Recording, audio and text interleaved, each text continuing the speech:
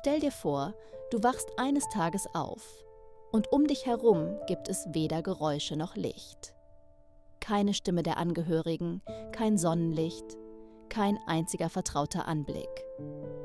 Genau so verlief das Leben von Helen Keller, einer Frau, die am Ende des 19. Jahrhunderts in einer kleinen Stadt im Bundesstaat Alabama geboren wurde und zu einem Symbol für Stärke, Bildung und Hoffnung für Millionen Menschen auf der ganzen Welt geworden ist.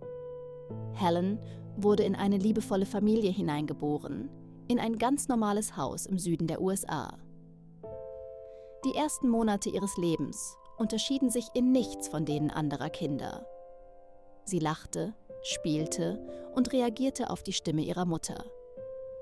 Doch als sie etwa 1,5 Jahre alt war, veränderte eine schwere Krankheit plötzlich alles. Nach hohem Fieber und einem langen Kampf um ihr Leben sagten die Ärzte das Schlimmste. Das Mädchen konnte weder sehen noch hören. In einem einzigen kurzen Moment verwandelte sich die Welt für Helen in völlige Dunkelheit und Stille. Sie konnte nicht sprechen, konnte nicht verstehen, was um sie herum geschah und wusste nicht, wie sie ausdrücken sollte, was sie wollte. Oft war Helen wütend, weinte, warf Gegenstände und wirkte wie ein wildes Kind, denn sie hatte einfach keinen anderen Weg, mit der Welt zu kommunizieren.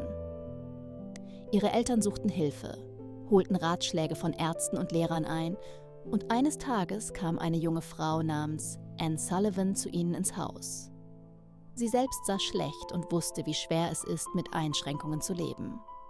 Anne wurde Helens Lehrerin. Mit ihrer Ankunft begann die Geschichte eines echten Wunders.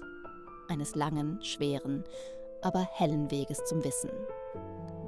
Anne war überzeugt, dass Helen lernen konnte, dass man in ihrer Welt der Dunkelheit trotzdem ein Licht des Verstehens entzünden konnte. Anne nahm Helens Hand und schrieb Buchstaben und Wörter in ihre Handfläche. Am Anfang schien das nur eine sinnlose Folge von Bewegungen zu sein. Helen verstand nicht, warum die Lehrerin immer wieder irgendwelche seltsamen Zeichen auf ihre Hand malte. Sie wehrte sich, wurde wütend und stieß Anne weg. Aber die Lehrerin gab nicht auf.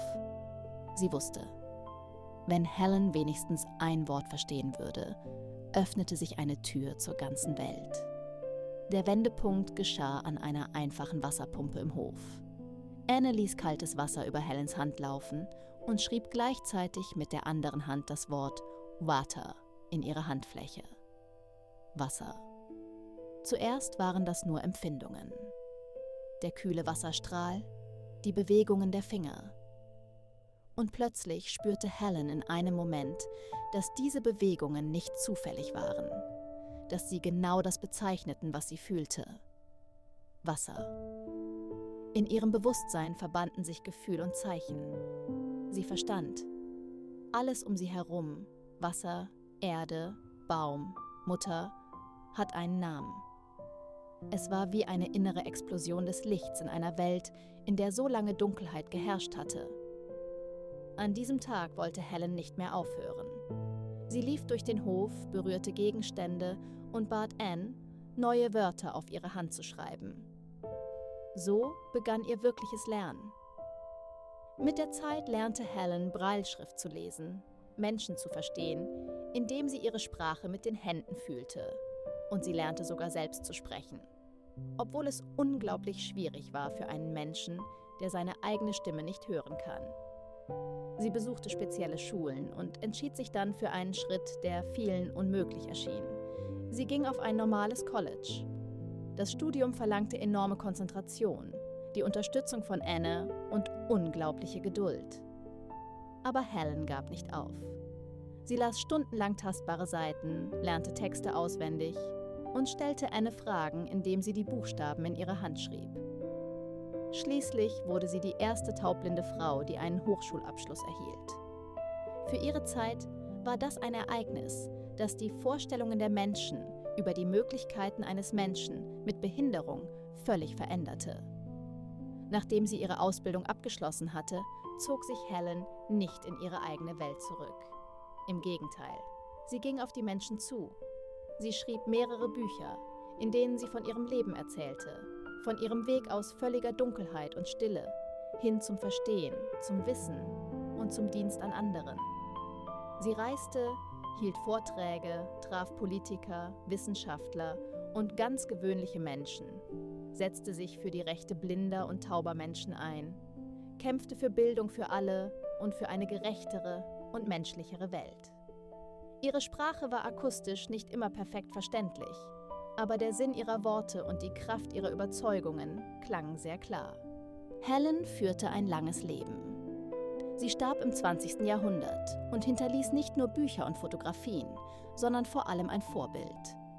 Ein Vorbild dafür, dass selbst dann, wenn die Welt verschlossen scheint und alle Türen wie für immer zugeschlagen wirken, ein Mensch mit Arbeit, Unterstützung und Glauben an sich seinen eigenen Weg finden kann. Die Geschichte von Helen Keller erinnert jeden von uns daran. Unsere Einschränkungen sind kein Urteil. Sie bestimmen nicht vollständig, wer wir werden können. Das Wichtigste ist, nicht aufzuhören zu lernen, seinen eigenen Weg der Kommunikation mit der Welt zu suchen und keine Angst zu haben, um Hilfe zu bitten und sie anzunehmen. Das ist die Geschichte eines kleinen Mädchens, das Licht und Klang verlor, aber seine eigene Stimme fand und mit dieser Stimme die ganze Welt inspiriert hat.